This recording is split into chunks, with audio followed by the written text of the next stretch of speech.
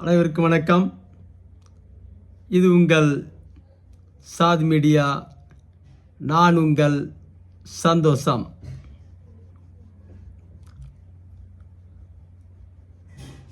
மூன்று மாத காலம் இடைவேளைக்கு பிறகு தமிழ்நாட்டிற்கு வந்திருக்கிற அண்ணாமலை அவர்களை வரவேற்கிறோம்.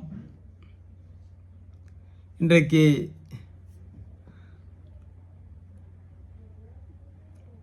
உணவு பிரச்சனை பற்றி கொஞ்சம் ஓடிக்கிட்டு இருக்குது. ஆமைக்கறி சாப்பிட்டாரு சீமான், அப்படி இப்படின்னு போயிட்டுருக்குது. உணவு முறையை பொறுத்த வரைக்கும்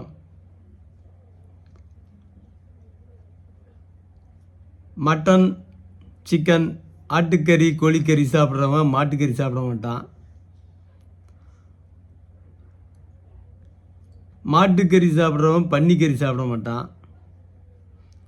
பன்னிக்கறி சாப்பிட்றவன்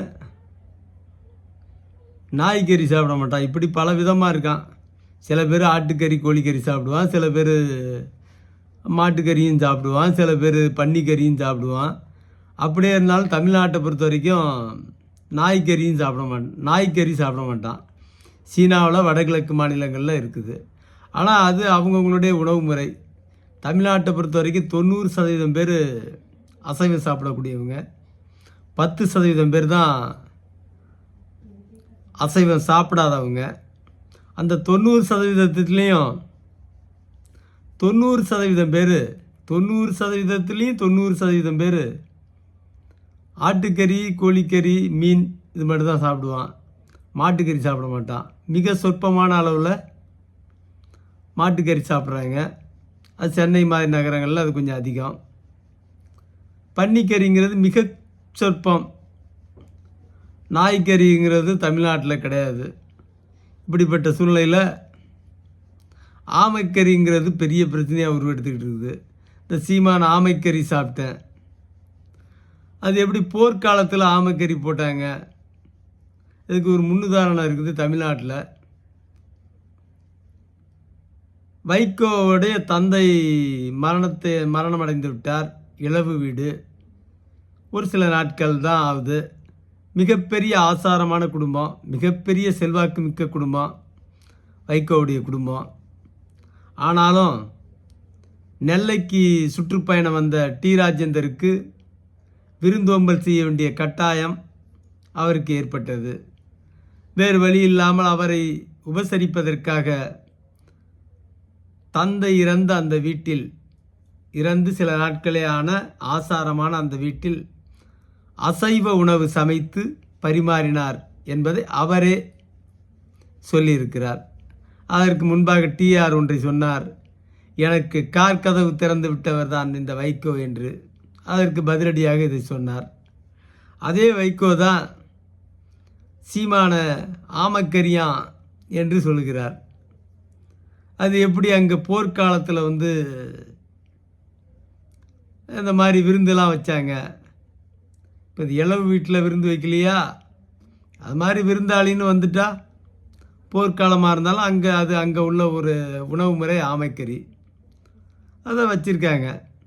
சரி, இங்கே வைகோ வீட்டில் அசைவம் சாப்பிட்ட டி ராஜேந்தர் எந்த இடத்துலையும் சொன்னதில்லை வைகோ வீட்டில் அவங்க அப்பா செத்துவிட்டார், இருந்தும் எனக்கு அசைவ உணவு கொடுத்தாங்கன்ட்டு.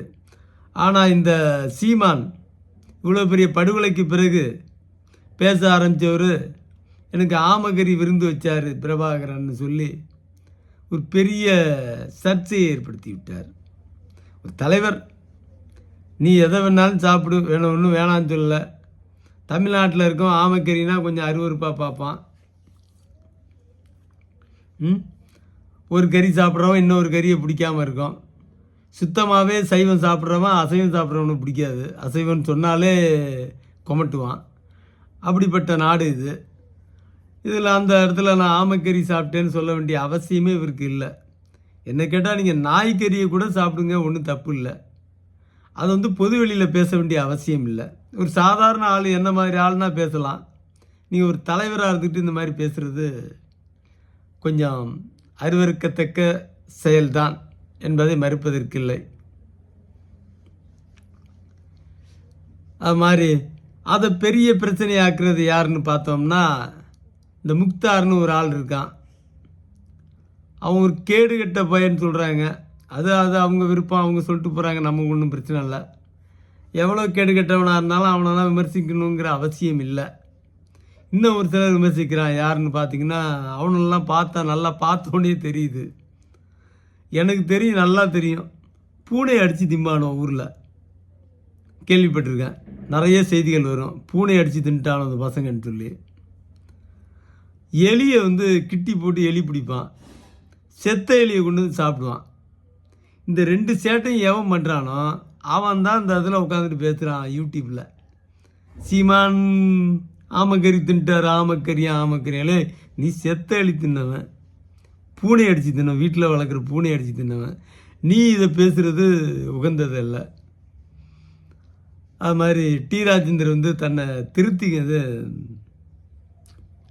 சீமான் தன்னை திருத்திக்கணும். நீங்கள் எந்த கறி வேணாலும் சாப்பிடுங்க, அது உங்கள் வீட்டில் இருக்கட்டும். பொதுவெளியில் நின்றுட்டு ஒரு தலைவராக இருக்க நீங்கள் அது பேசுகிறது சரியில்லை என்பது தான் என்னுடைய கருத்து. நன்றி, வணக்கம்.